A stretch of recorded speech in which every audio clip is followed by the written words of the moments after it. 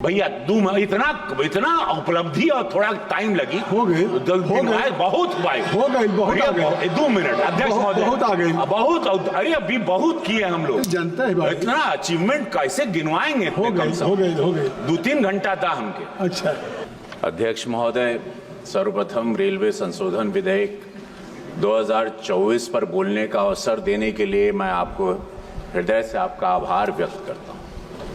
जैसा कि इस विधेयक के उद्देश्यों और कारण के विवरण अर्थात statement of objects and reasons में बताया गया है कि इस विधेयक के अर्थात बिल को लाने का उद्देश्य क्या है। रेलवे के कानूनी ढांचे को सरल बनाया जाए तथा दोनों कानून की जरूरतों को खत्म किया जाए। अध्यक्ष महोदय, हमारे यशस्वी प्रधानमंत्री अनेक अवसर पर आपने भी सुना है, देश ने भी सुना है कि उन्होंने एक बात को रेखांकित किया था कि अप्रासंगिक तथा पुरातनपंथी कानूनों को समाप्त किया जाना चाहिए ताकि प्रशासनिक संचालन सुगम हो सके तथा आम जनता के हित में तेजी से कार्य इस नए भारत में हो सके। इस संबंध में प्रधानमंत्री जी के सपने को साकार करने के लिए अनेक कदम उठाए गए। जिस बिल की चर्चा आज हम कर रहे हैं अध्यक्ष महोदय, उसका प्रमुख उद्देश्य यही है कि भारतीय रेलवे बोर्ड अधिनियम 1905 के प्रावधानों को रेलवे अधिनियम 1989 में शामिल कर लिया जाए ताकि भारतीय रेलवे बोर्ड अधिनियम 1905 को समाप्त कर दिया जाए।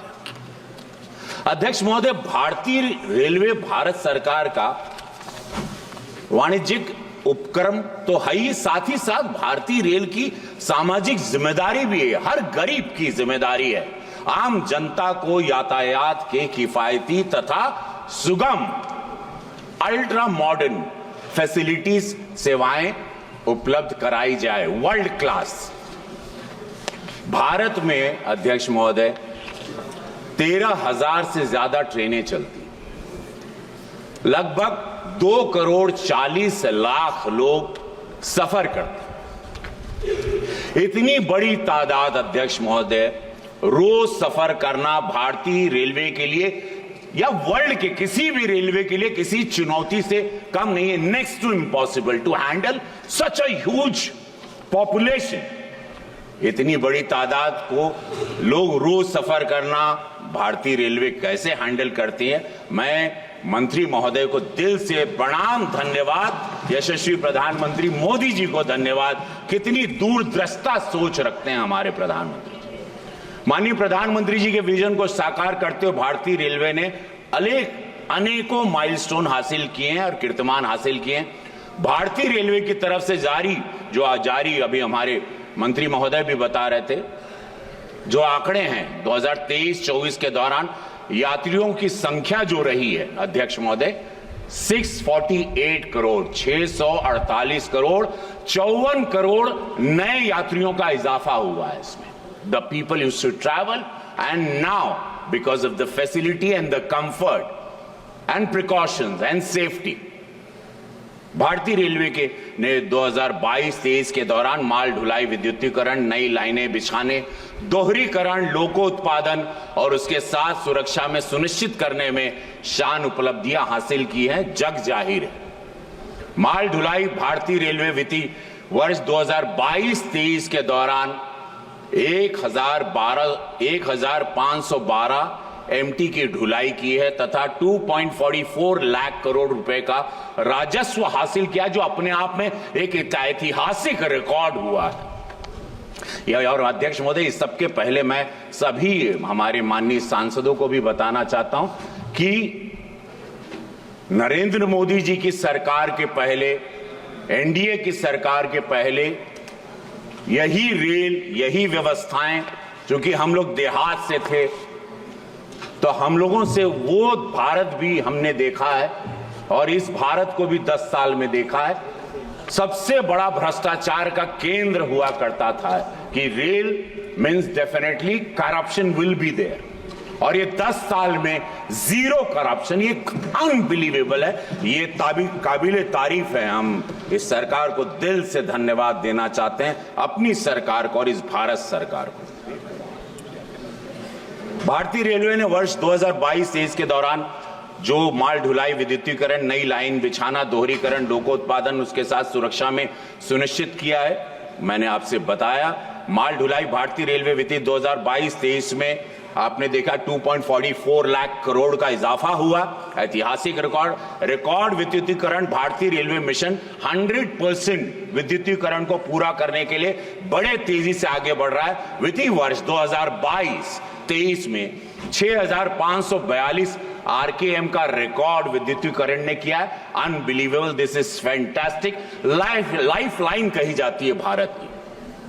ये भारत 80% देहात है, गांव है, गांव में बसता है। हम सब लोग भी उसी पृष्ठभूमि से आते हैं और गरीबों को, उनकी जिंदगी को आगे बढ़ाना, उनको रोजगार पहुंचाना, उनको रोजगार के अपने डेस्टिनेशन तक पहुंचाने के लिए सारे लोग मोस्टली वो रेल पर डिपेंड करते हैं। और प्रधानमंत्री जी की, रेल मंत्री जी की सोच रही है कि गरीबों को कैसे फायदा हो, गरीबों को कैसे सुविधा मिले, गरीबों की कैसे सुरक्षा हो, गरीब कैसे अफोर्ड कर पाए।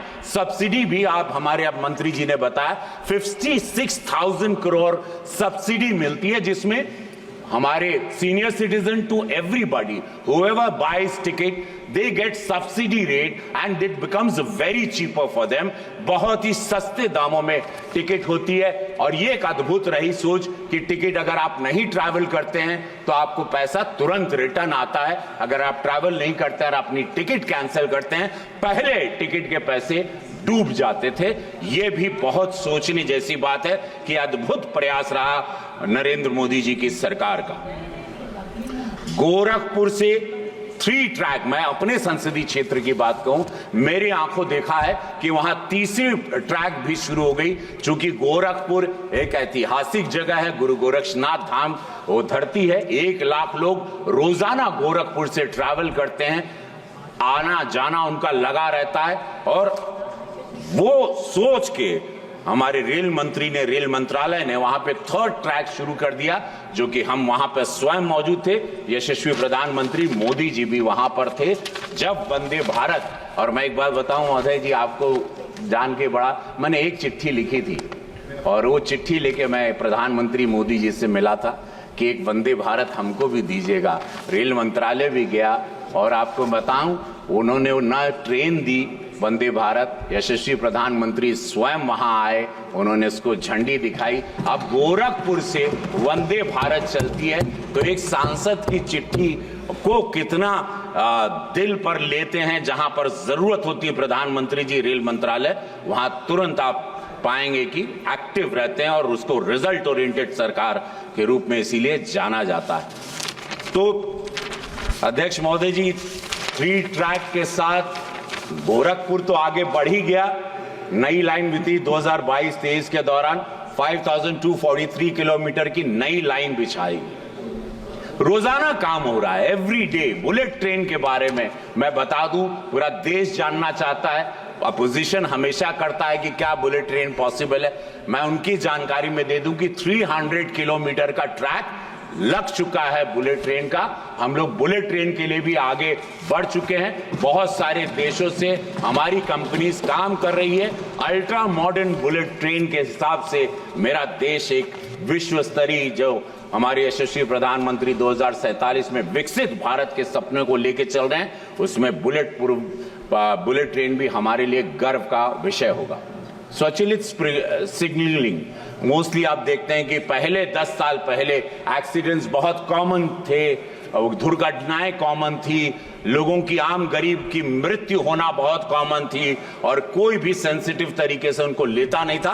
भारतीय रेलवे ने मौजूदा उच्च यातायात वाले मार्गों पर अधिक ट्रेन चलाने की लाइन क्षमता बढ़ाने के साथ स्वचालित ब्लॉक सिग्नलिंग कर दिया, जहां सिग्नल्स होंगे जरिए 2022-23 में 530 किलोमीटर आधुनिकीकरण हो चुका है, जहां पर सेफ्टी है, सिग्नल में ऑटोमेटिक सिग्नल्स हैं, आपके ट्रैक्स को चेक किया जाता है, आपके ट्रैक्स को ऑनलाइन चेक किया जाता है, आपके ट्रैक्स पर सीसीटीवी के द्वारा उस पर वॉच होता है। जैसे कि आप देख रहे हैं कि बहुत सारे देश विरोधी तत्व वहां पर ट्रैक पर अलग अलग आजकल वस्तु आपने देखा होगा रखते हैं, जिससे ट्रैक पर एक्सीडेंट होने के चांसेस ज्यादा दिखाई देते थे। और लोग आप देश विरोधी ताकतें भी हैं कि सरकार को कैसे क्षति पहुंचाए। तो आपने देखा होगा पिछले 2-3 महीने में ट्रैक पर कोई लोहा रख रहा है, कोई साइकिल का पहिया रख रहा है, कोई छोटे विस्फोटक चीजों को रख रहा है। ये सारी चीजें भी देखने आई। लेकिन उन सभी लोगों को बता दूं कि ऑनलाइन चेकिंग भी सीसीटीवी द्वारा हो रही है, सभी ट्रैक्स पर नजर भी रखी जा रही है। ये हमारे सरकार द्वारा, हमारे रेल मंत्रालय ने एकदम हाईटेक इस फैसिलिटीज को किया, मैं उनको धन्यवाद देता हूं। इसके अलावा डिजिटल इंटरलॉक स्टेशन, फ्लाईओवर निर्माण, गति शक्ति फ्रंट टर्मिनल इत्यादि के क्षेत्र में भारतीय रेलवे ने नए नए कीर्तिमान स्थापित किए हैं। हमारी अर्थव्यवस्था में महत्वपूर्ण योगदान हुआ है। अध्यक्ष महोदय, कृपया समाप्त करें। भैया इतना उपलब्धि और थोड़ा टाइम लगी, हो गए बहुत हुआ है। हो गई, बहुत आ गए। 2 मिनट अध्यक्ष महोदय, बहुत आ गई, बहुत। अरे अभी बहुत किए हम लोग, जनता है भाई। इतना अचीवमेंट कैसे गिनवाएंगे? हो गई 2-3 घंटा था हमके। अच्छा, कृपया संक्षिप्त करें। अरे इतना काम कैसे सरकार के लिए तो बोले के पड़ी, गागर में सागर भर देगा नहीं हो माना। इसके अलावा डिजिटल इंटरलॉक महत्वपूर्ण योगदान, मेरे मानना है कि भारत को $5 ट्रिलियन अर्थव्यवस्था बनने भारतीय रेलवे को बहुत महत्वपूर्ण योगदान है। अध्यक्ष महोदय, गोरखपुर महंत अवैधनाथ माननीय योगी जी की कर्म भूमि है। आपके माध्यम से मैं सरकार को धन्यवाद कहना चाहता हूं कि गोरखपुर जंक्शन को आपने 500 करोड़ का, रेल मंत्री जी को मैं दिल से, यशस्वी प्रधानमंत्री जी को कोटि कोटि धन्यवाद कि 500 करोड़ रुपया अध्यक्ष महोदय हमारे मेरे संसदीय क्षेत्र को पारित हो चुका है। प्रधानमंत्री जी ने जिसका शिलान्यास किया, गोरखपुर स्टेशन को NSG 1 श्रेणी में शामिल किया गया। इस श्रेणी में आने का मतलब कि गोरखपुर स्टेशन के विकास पर अधिक पैसा खर्चा किया जा सकता है। आने वाले समय में स्टेशन अपने नए स्वरूप में दिखेगा। माननीय मंत्री जी से मेरा अनुरोध है कि रेलवे की खाली पड़ी जमीनों पर पैनल लगाया जाए, इससे इंक्रोचमेंट जो सब लोग जो कब्जा करते हैं सरकार को राज्य 1 मिनट बस हो गई 1300 स्टेशन को अमृत भारत बनाने के लिए प्रधानमंत्री मोदी जी, रेल मंत्रालय के धन्यवाद। 88 साल बाद कोसी रेल महासेतु के लिए प्रधानमंत्री जी को धन्यवाद। और ऐसे अनगिनत बात, लेकिन अब आप बोल रहे हैं तो मैं शांत हो रहा हूं। बहुत धन्यवाद। धन्यवाद। माननीय अधिष्ठाता महोदय,